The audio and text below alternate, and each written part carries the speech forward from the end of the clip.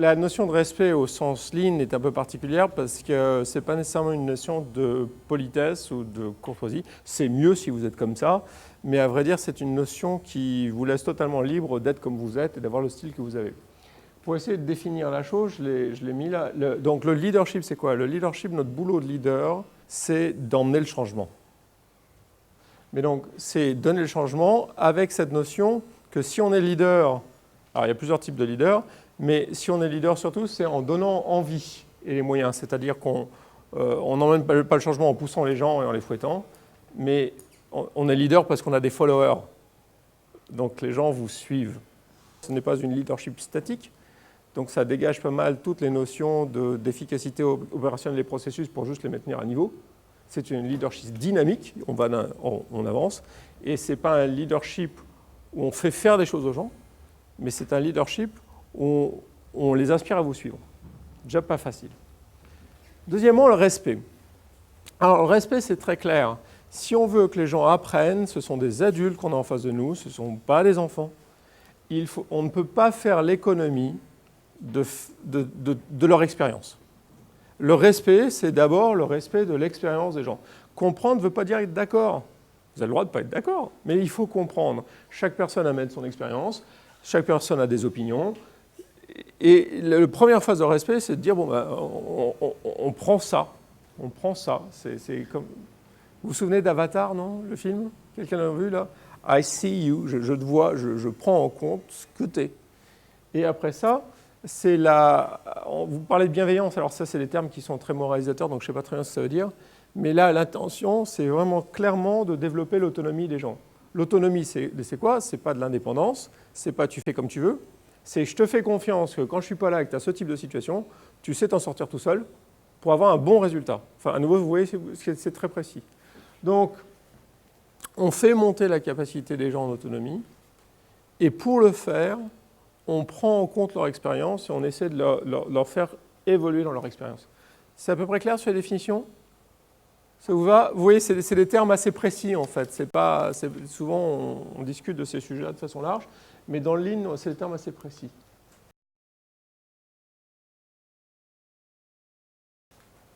Et en fait, c'est quoi le Lean? Pourquoi on parle de Lean, leadership et RSE? Le Lean, de mon point de vue, ça n'a jamais été de prendre Toyota comme exemple. C'est de prendre Toyota comme un challenge. Toyota, ils font un truc absolument extraordinaire. Ils étaient en banqueroute en 1951 et ils sont devenus le constructeur numéro 1 dans un environnement saturé avec des gens qui étaient loin d'être des incompétents.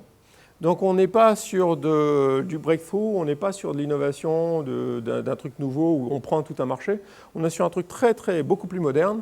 On est sur la situation dans laquelle sont la plupart de nos boîtes.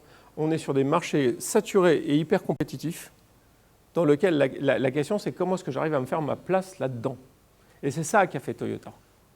Et Toyota l'a fait d'une certaine façon qui prend tout le monde encore aujourd'hui à rebrousse-poil.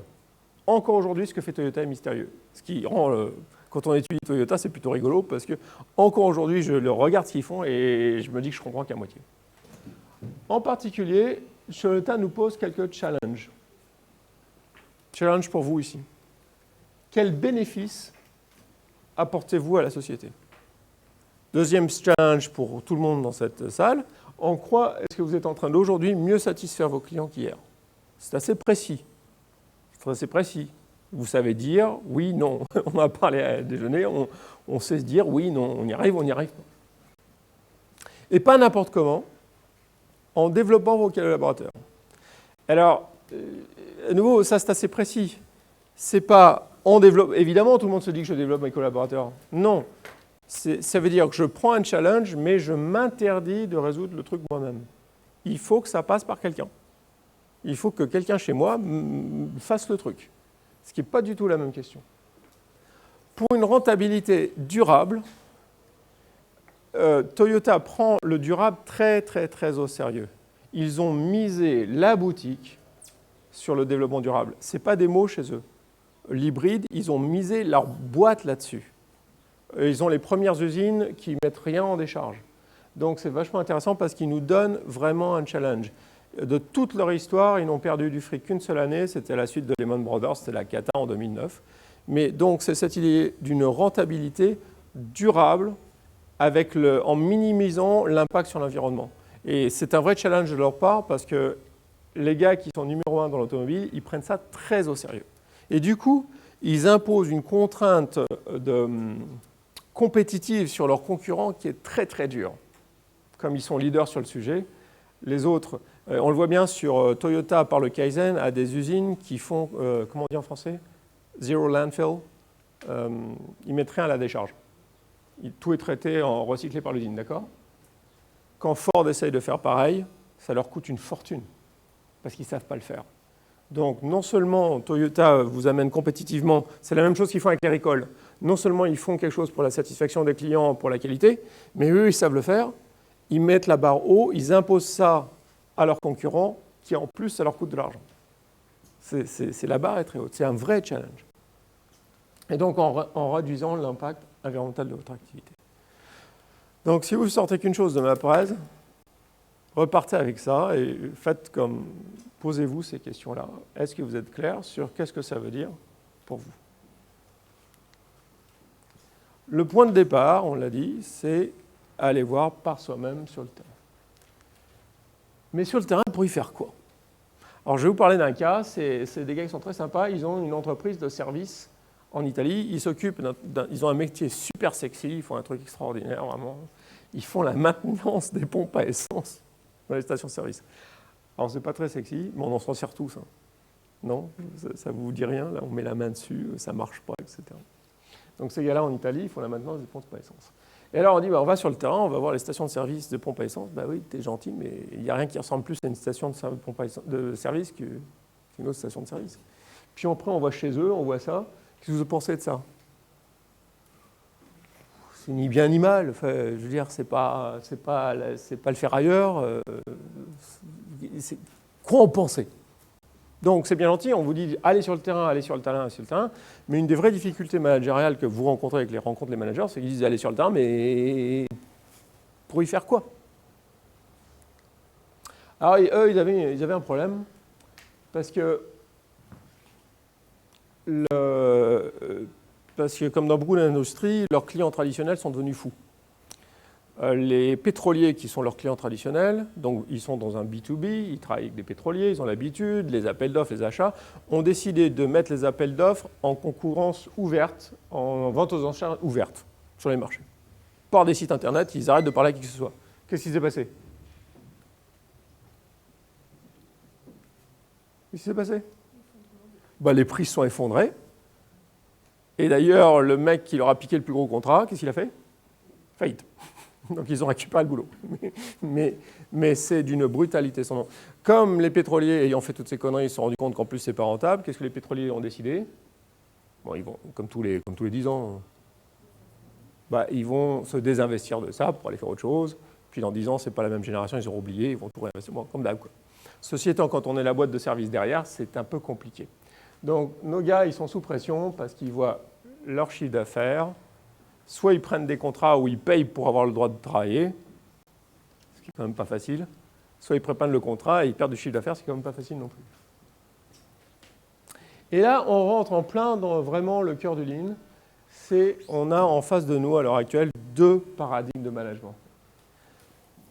Il y en a un qu'on comprend bien. Pour faire du pognon, je vais faire payer mes clients plus cher. Ça ne vous viendrait pas à l'esprit? Non. Je vais aller réduire mes coûts. C'est pas compliqué. Je vais aller serrer mes fournisseurs et mettre un peu de pression sur mes équipes. Et puis, en fait, comme je suis intelligent, je suis prêt à investir. Non, je n'irai même pas là. Je suis prêt à investir un petit peu ou même parfois beaucoup sur des systèmes qui vont me permettre de faire payer mes clients plus cher et de réduire mes coûts. Jusque-là, ça va? On est tous d'accord, hein, en fait. En fait, on est tous d'accord. Non, mais je veux dire, c'est difficile d'argumenter contre. Le Lean est une vraie rupture de paradigme. Ils disent, on gagne de l'argent de façon rentable et durable en offrant plus de valeur. C'est compliqué d'offrir plus de valeur, parce que du coup, on n'est plus en termes de prix et de coût, on est en termes de valeur et gaspillage. Ça veut dire, mieux servir les clients sur ce qui compte pour eux, pas ce qui compte pour moi, ce qui compte pour eux, c'est de comprendre pas ce qui nous arrange nous, mais comprendre ce qui arrange le client. Deuxièmement, c'est développer les personnes, et à nouveau, pas n'importe comment, c'est-à-dire d'apprendre à tout le monde, par le moyen du Kaizen, qu'est-ce que c'est qu'un gaspillage, qu'est-ce que c'est que de la valeur et qu'est-ce que c'est qu'un gaspillage. Et là, on va rentrer dans la difficulté du Lean, c'est d'apprendre à tout le monde à reconnaître les conneries qu'il fait quand il est en train de faire la connerie. En fait, c'est très dur. Parce que les gens ne font pas les conneries parce qu'ils sont cons. Les gens font les conneries parce qu'ils ont envie de les faire. Donc les arrêter quand ils ont envie, ce n'est pas facile. Et du coup, si on arrive à faire ça, l'investissement, on ne le fait pas pour réinvestir dans les trucs qui ne marchent pas. On s'oblige à garder l'investissement pour investir sur vraiment des plateformes nouvelles. Et Toyota a investi énormément, dont en particulier sur des robots qui jouent de la trompette. Pourquoi est-ce que Toyota investit sur des robots qui jouent de la trompette? Eh bien, parce qu'ils ont décidé que vraiment être opérateur, c'est très bien, on s'en occupe, mais ce n'est pas très sympa, et que tôt ou tard, il va bien falloir comprendre ce que c'est faire un opérateur, que ce n'est pas faire une machine. Donc c'est juste une exploration sur comprendre la part du travail. Le modèle qu'on est en train de développer en ce moment, c'est donc une rentabilité durable et repose sur deux éléments. Premièrement, c'est améliorer la performance du service, ce qui est déjà un sujet en tant que tel, parce que la performance du service, déjà, performance du service, non, c'est un peu comme musique militaire, sciences du management, les mariages heureux, enfin ces trucs-là, on en entend parler, mais on ne sait pas très bien ce que c'est. Et la deuxième partie, on améliore la performance du service en améliorant les procédés et modes de travail. Et non pas, comme on a longtemps cru, moi y compris, les processus de l'entreprise. Je n'ai jamais vu d'amélioration de process au sens processus chez Toy.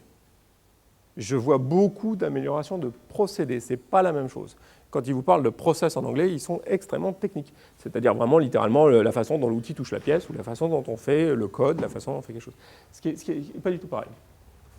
Et c'est ça qui nous donne la rentabilité.